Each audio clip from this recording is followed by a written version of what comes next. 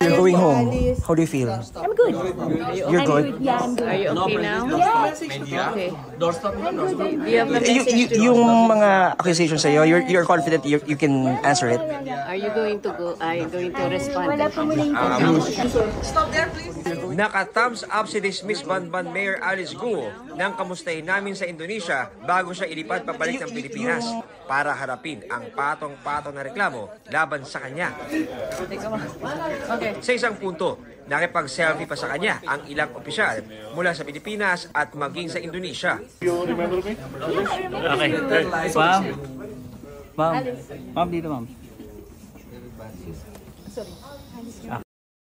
May mga tinanong pa kami kay Guo pero mailap siya sa pagsagot. Ma'am, by boat ka ba? By plane? Umalis sa Pilipinas? Kahit yun lang.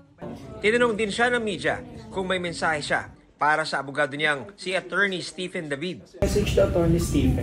Please watch.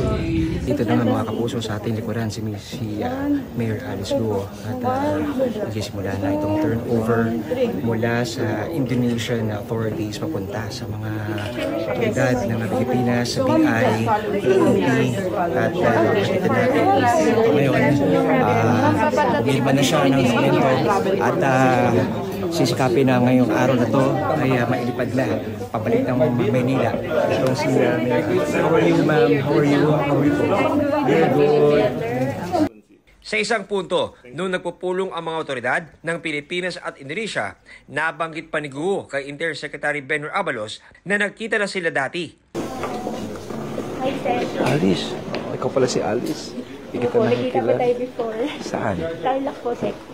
Ando ka ba nung mayor ka nun? Apo. Ando sila, no? Sila governor? Opo, Sir. Yung nagpunta. Ikaw talaga. Pero nabanggit din ni Guo ang tungkol sa umano'y death threat laban sa kanya. Humihingi ng tulong si Guo kay Abalos, pero sa tugon ni Abalos, nawala ang audio. Sir, katulong. May decret po kasi. Di bale, basta importante. Totoo, tingnan Opo, Sir. natin Opo. ito. Ha? Kaya nga, kumuha na kami ng private plane dito para maano. Kasi ako tingin ko para ngayon Chinese. Ma'am, may death threat ka daw? May death threat ka daw? May death threat ka daw, ma'am? May death threat ka? Ma'am, may death threat ka daw? You media, stop. You media, don't stay. Isa si Abalos sa mahigit 10 sumundo kay Guo mula sa Pilipinas, kasama si PNP Chief Romel Barbil at ang parehong team ng DOJ na sumundo kina Sheila Guo at Cassandra Ong at tumutok din sa paghahanap kay Alice Guo, katuwang ang kanilang Indonesian counterparts. We have process. The process first for before Like Sheila and Cassandra. Yes. We are trying to coordinate with the Indonesian police to fast track all Yeah. the documents. We just waiting from the police. Ayon sa BI, tukoy na ang mga personalidad na tumulong umano kay Guo para makapagtago sa Indonesia. Ilang beses nilang nagpalipat-lipat ng pinagtataguan si Guo. Sa mga litratong ito nakuha sa iba-ibang lugar sa Indonesia, makikita siyang may kasamang lalaki at maiksi na ang buhok. Bago naman siya naaresto sa townhouse na ito sa Tangerang City sa Indonesia. Based dun sa information na binato sa akin ng ating informant, sinasabi na takot din daw siya, sinasabi niya sa Chinese mafia. Kinausap ko itong informant na to at sinabi ko na nandito kami sa Jakarta upang kung siya nga ay susuko, we can safely send her back to the Philippines. Hindi nasabi sa amin kung anong means yung sinasabing death threat. Ito na mga kapuso, mga sa ating harapan itong si Mayor Alice Guo. Bibigyan ng pagpapahayag sa mga member ng media dito sa Indonesia at matipid yung kanya mga sagot, no? At inaalam na lang natin kung aabot siya sa oras, pero hopefully ma-adjust naman daw ito, sabi ng BI, para siya ay makaalis na dito sa Pilipinas, sa Indonesia, papadrik dyan sa Pilipinas. Pagbalik ni Guo sa Pilipinas, patong-patong ang kakaharapin niyang reklamo. Qualified human trafficking dahil sa pagkakaugnay sa Pogo sa Bambantalak. Tax evasion dahil sa hindi raw pagbabayad ng 500,000 pesos na buwis sa pagbenta ng shares ng Baofunan.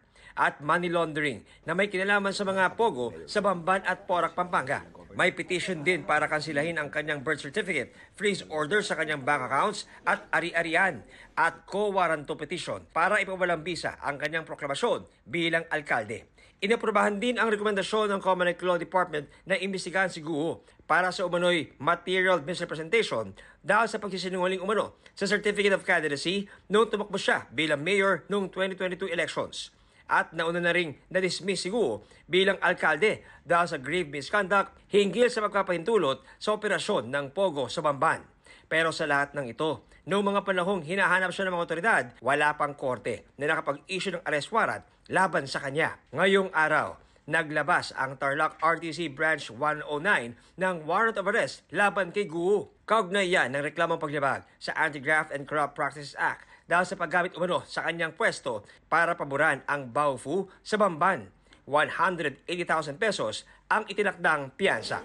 Mula rito sa Indonesia, para sa GMA Integrated News, John Consulta ang inyong saksi. Mga kapuso, sama-sama tayong maging saksi. Mag-subscribe sa GMA Integrated News sa YouTube at para sa mga kapuso abroad, samahan niyo kami sa GMA Pinoy TV at sa www.gmanews.tv.